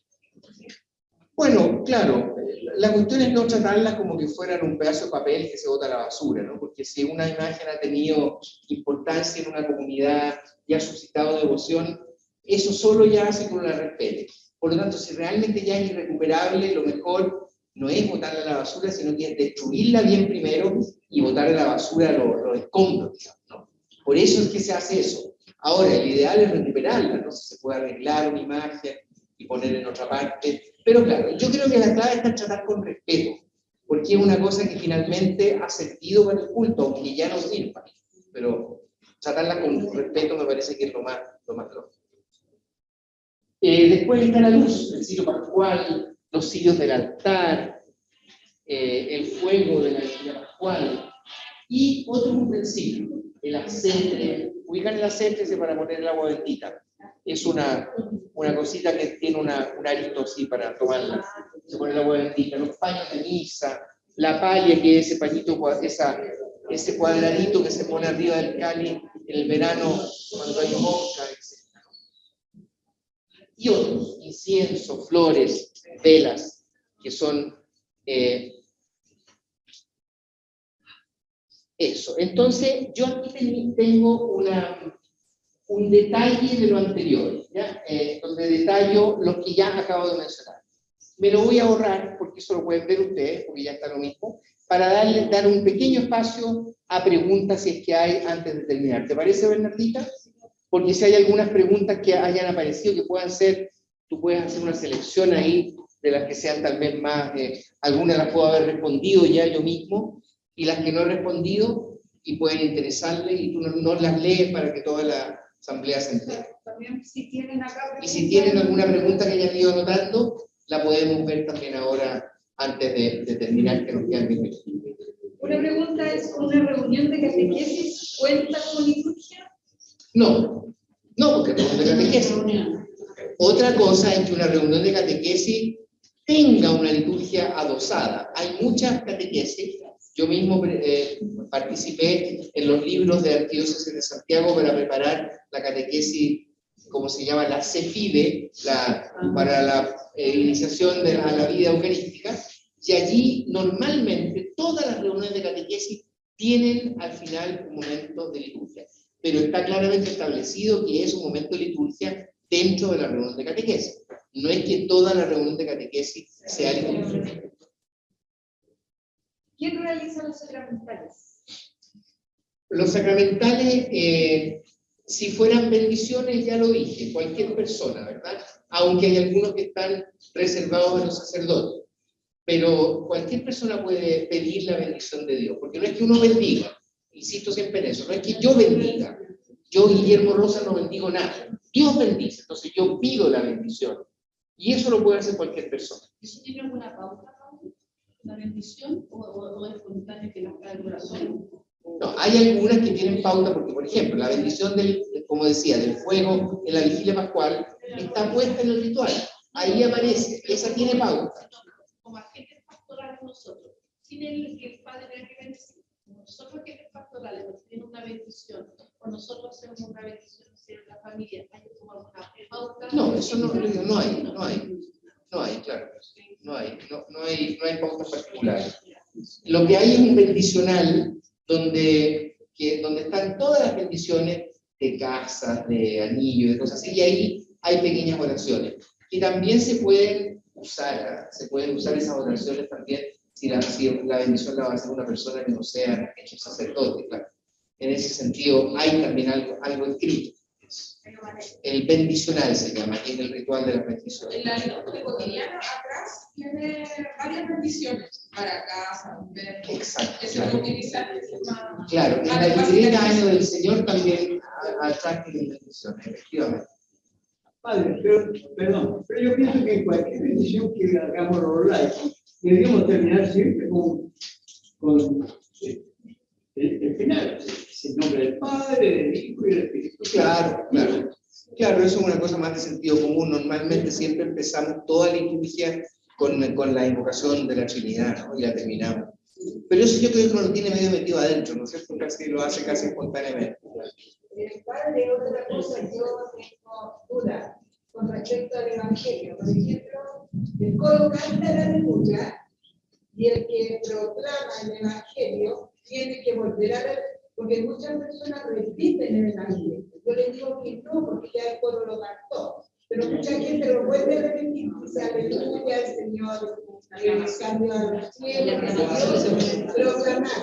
Después dice aleluya de nuevo, y el coro lo vuelve a cantar aleluya. Es necesario que la persona que está proclamando el Evangelio repita el aleluya. No. Pero yo lo digo y la gente no escucha. Medio tosudo su curita. No, no es por el coro. El coro es el que proclama. Yo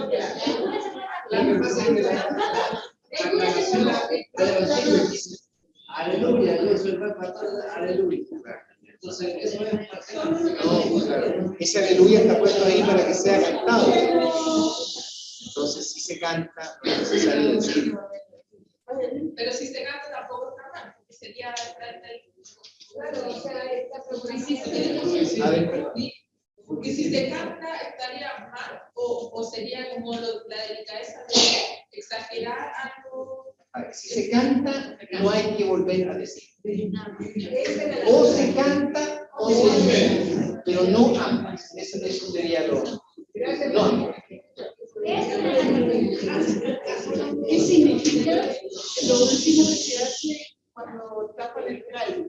Que le ponen un baño, una cosa cuadrada y otro baño más. ¿Qué significa? ¿Por qué se hace? No, eso se hace generalmente, no es toda obligación de partida, yo no lo hago nunca. No es obligación, eso no está puesto en las normas. Partamos, no está puesto en las normas. Sí existe la costumbre, yo creo, para que no le eche polvo, para que no se ensucie, pero es una cosa más bien higiénica, claro. ¿Se refiere usted a la patena para ponerle debajo? Por una razón muy simple, porque se privilegia la comunión en la mano. Y para la comunión en la mano, la patena es muy incómoda. Entonces, si alguien te va a poner las manos, no le va a poner usted la patena entre medio. Porque, bueno, ya después de que se ha caído el sacerdote. Ya, pero perdone, pero sí, mire, a mí, a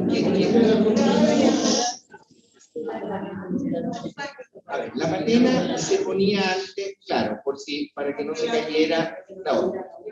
Hoy día, a la gente que comulga en la mano, obviamente no se le pone porque es incómodo.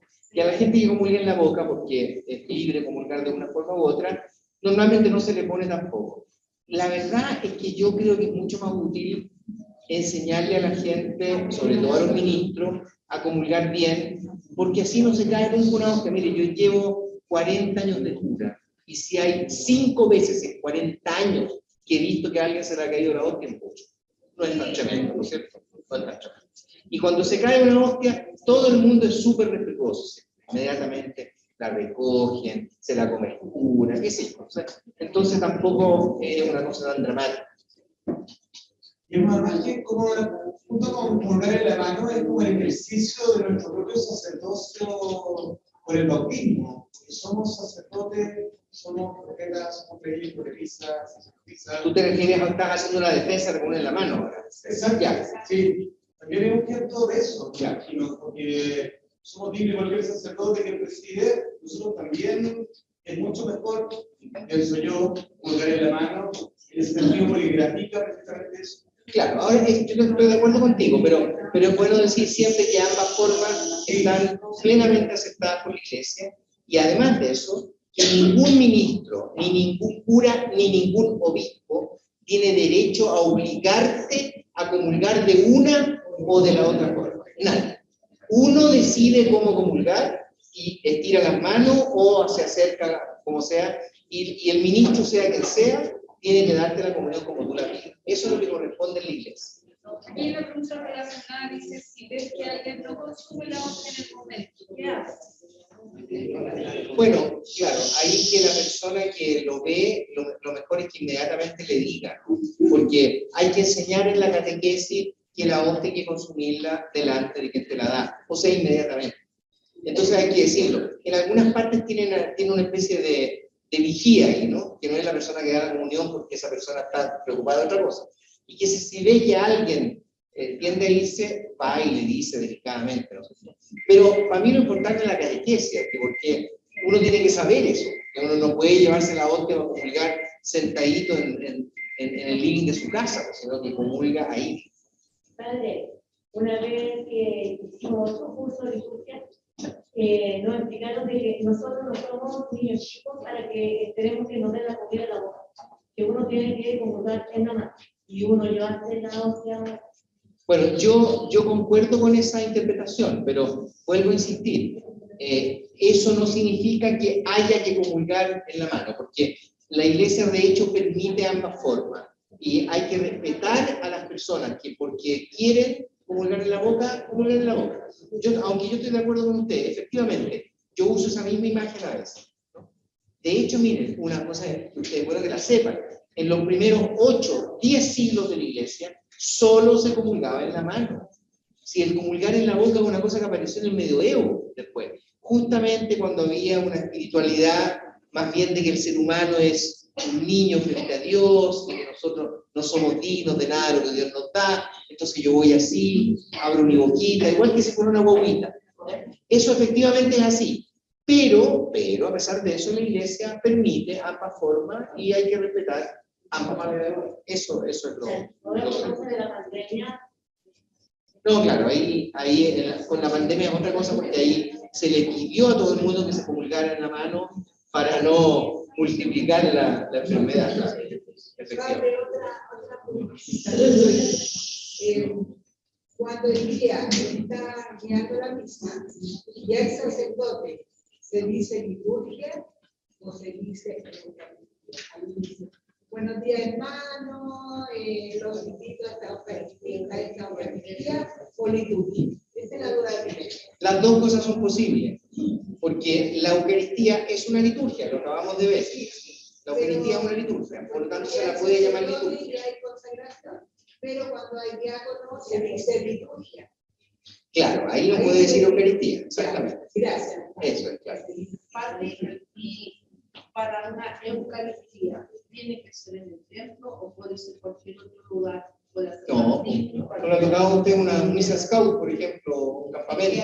Es que han habido sacerdotes que dicen, no, tiene que ser en el templo.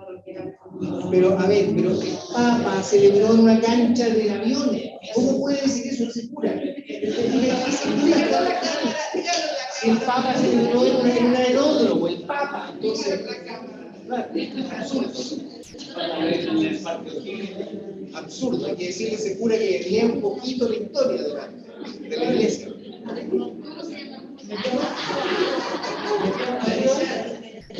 Respecto al signo que decía de reversión o cuando uno se persigna, frente, bueno, a San Pedro Aguas, frente a San Físimo, o cuando Amanita, pero cuando se da la comunión, o sea, cuando se consagra, de repente alguna gente se arrodilla y otra gente no se arrodilla. El tema está en que la duda que yo tengo es que usted lo tocó en una persona como que, para que lo vean la comunidad, pero yo siento que la fe, el amor a Dios lo tiene uno dentro, y yo no sé, yo mi forma de pensar, yo si me arrodillo o no me arrodillo, yo no voy a querer más o menos a Dios. Entonces, yo voy a eso, o sea, las dos formas también, o hay que hacer rituales. Porque le pregunto, porque también no he visto un sacerdote que cuando consagran, que hace la reflexión, y otros que se arrodillan, como lo hacían antiguamente. Y eso no lo, pues hay sacerdotes que lo hacen y sacerdotes que no lo hacen. Entonces yo digo, ¿cuál es lo correcto? Hay que hacer una reflexión. Bueno, lo que él dice es que ahora muchos sacerdotes, yo lo he visto en algunos, sobre todo, no sé si será de consagrados corazones, hay otros que son un poco más conservadores, los diocesanos, hacen la genuflexión cuando ponen el pan, en este caso el cuerpo, y después la sangre dominical.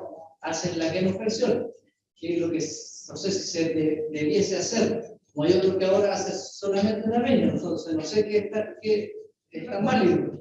Hay que hacer una genuflexión, porque ese signo, o ese gesto, como de adoración hacia Dios, se ha perdido mucho. Incluso mucha gente entra al templo como si nada.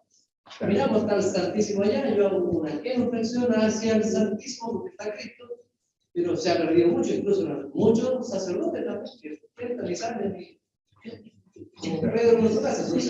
A ver, respecto de esto, lo que pasa es que me gustaría decir una cosita un poquito más amplia para no entrar en tanta casuística, ¿no?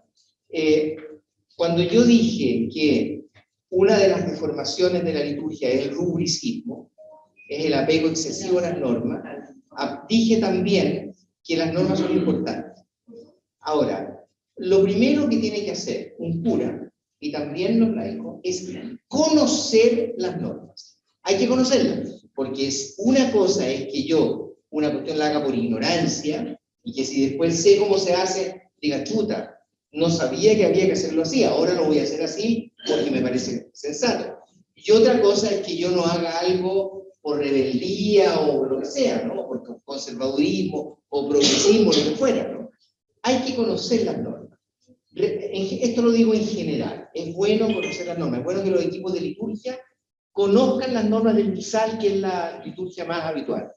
Hayan leído alguna vez todas las normas del misal en el equipo de liturgia, para que sepan qué es lo que está escrito, cómo se debiera hacer. Después, si algo se cambia, y lo acuerdan entre todos, y lo conversan con el cura, se podrá hacer, pero hay que conocer primero eso.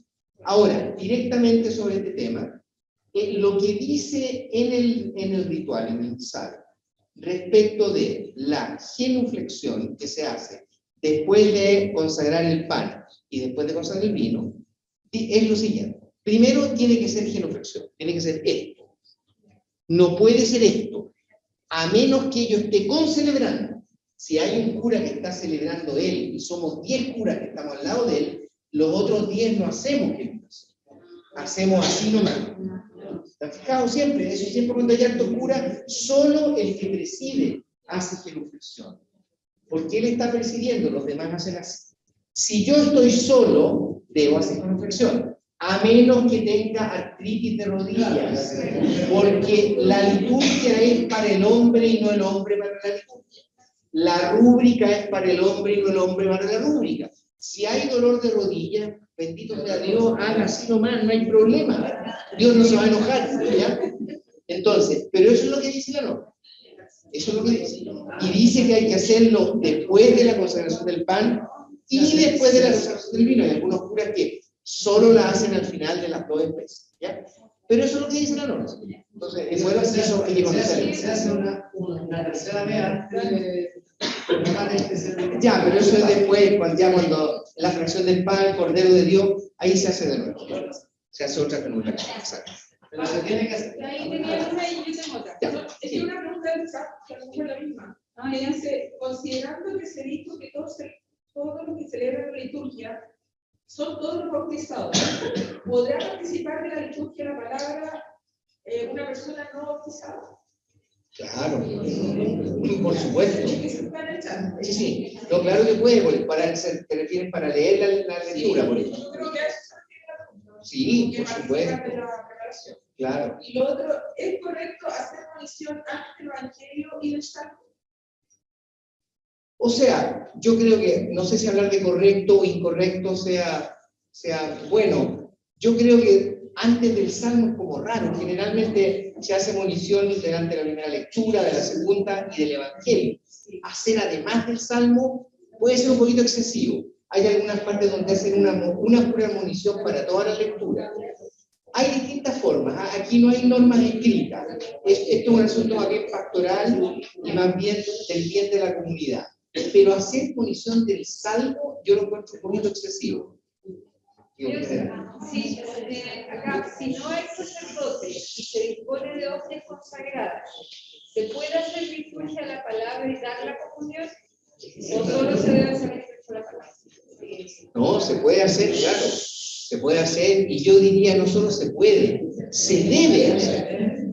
Porque si hay hostias consagradas, ¿verdad? Y hay personas de la comunidad, que seguramente más de algunos será ministro de comunión, o hay un animador o animadora de la comunidad que puede hacer las veces de, es muy bueno que esa comunidad comulgue también, porque las hostias no están para bonito, no están para tener ahí, hoy tenemos hostias en este sagrario, no, pues están para consumirla. Acuérdense que la Eucaristía es para consumirla, esa es su función principal, no para tenerla guardada en el sagrario y adorarla, esa es una función secundaria, pero la principal es consumirla.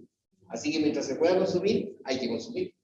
Padre, pero a propósito de eso mismo, es importantísimo mencionar que el ideal es encender el siglo en el momento de que se va a distribuir la Eucaristía. O sea, ese pequeño rito es tan significativo, la presencia de Cristo en el momento en que el laico va a distribuir la Eucaristía. Ciertamente, completamente de acuerdo, claro, hay que comprender la importancia que tiene. Una última dice, al subir a proclamar una lectura, hay que hacer genuflexión, inclinación, al sagrario, al sacerdote, al altar. ¿A quién? No, al altar. A ver quién está mal.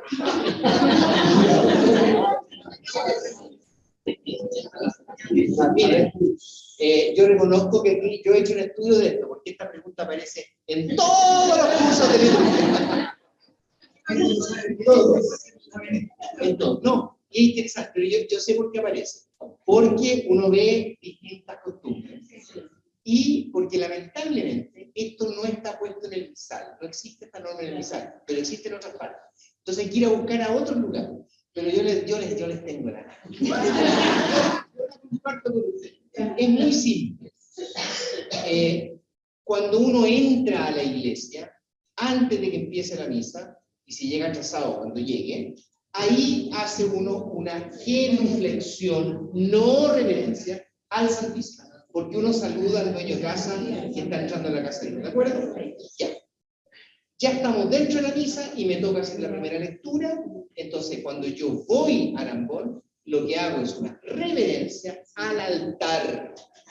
El altar es Cristo, es el símbolo de Cristo, y a él se le hace la reverencia siempre con una sola excepción. Si es que ese día ha venido el obispo a celebrar, la reverencia se le hace al obispo. Ahora, en la práctica, es casi lo mismo, porque generalmente el obispo está como detrás del altar. Entonces uno puede confundirse, uno hace la reverencia, uno no sabe si le hizo el altar al obispo. A menos que, claro, el obispo está aquí, el altar está acá, yo vengo de acá, ahí sí. Pero cuando está el obispo, esto es la norma, se le hace al obispo. Es la única excepción. ¿Por qué tengo que hacer esa reverencia al obispo? Porque él representa a Cristo. Ese es el punto. ¿Se acuerdan? Por eso les decía al comienzo que cuando la asamblea está reunida, el que representa a Cristo es el que preside. En el caso de que sea el obispo es el que más representa a Cristo, ¿no? Porque tiene el primer grado de la ordenación del orden sacerdotal, es el sucesor de los 12 apóstoles. Según toda la historia de la Iglesia, los obispos son sucesores directos de los 12 apóstoles. Entonces ellos tienen una cercanía simbólica con Cristo más grande, más intensa que un presbítero, que un diácono, que un laico, una laica. Es simplemente una cuestión de intensidad simbólica. Si tú lo quieres decir humanamente, es un tema de intensidad simbólica. Eso. Y por eso entonces, cuando viene el obispo, en el fondo el obispo pasa a llevar el simbolismo del altar. ¿Ya? Eso yo te estoy diciendo lo que es la norma. A mí personalmente siempre me ha hecho ruido esto, probablemente a ti también. Yo preferiría que fuera siempre el altar. Pero bueno, no es, te estoy diciendo por eso que digo es bueno conocer las normas. Después uno ya verá cómo se las arregla. Pero esa es la norma. Sí. Sí, padre. Cuando, por ejemplo, el terminado de la comunión, cuando lleva el cáliz al Santísimo, uno tiene que pararse para atender, para nada, porque llevar las hostias de vuelta al Santísimo no es un acto de adoración ni es liturgia, es una cosa práctica, porque no pueden quedar arriba del altar, tengo que llevármelo al Santísimo. Por lo tanto, no hay que hacer nada, ni seguirlo con el cuerpo, ni hacer ninguna cosa. Eso es una cosa puramente funcional. Bien, sí.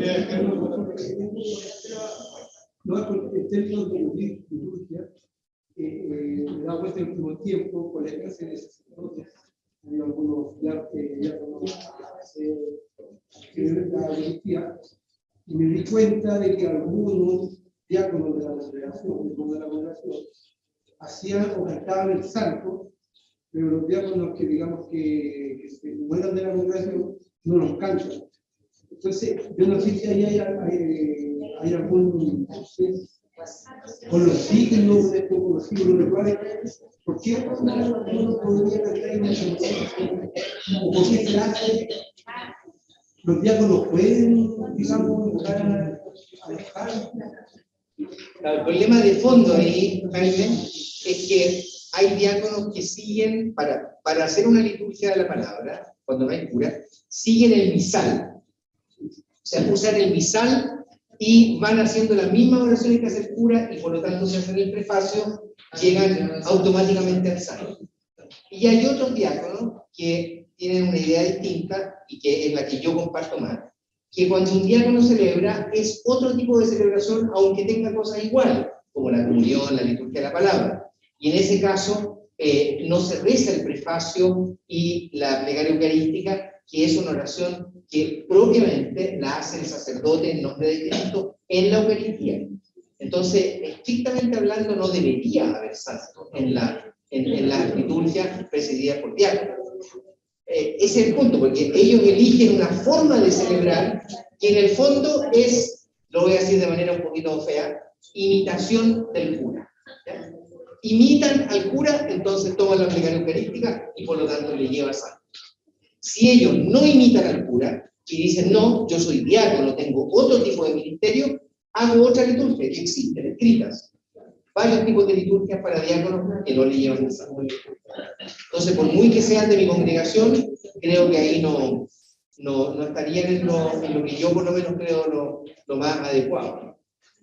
Porque, o si no, es una cosa que en el fondo le hace un flaco favor a la identidad propia del diácono como presidente de la liturgia, que es distinta a la del cura, así como la del cura es distinta a la del obispo.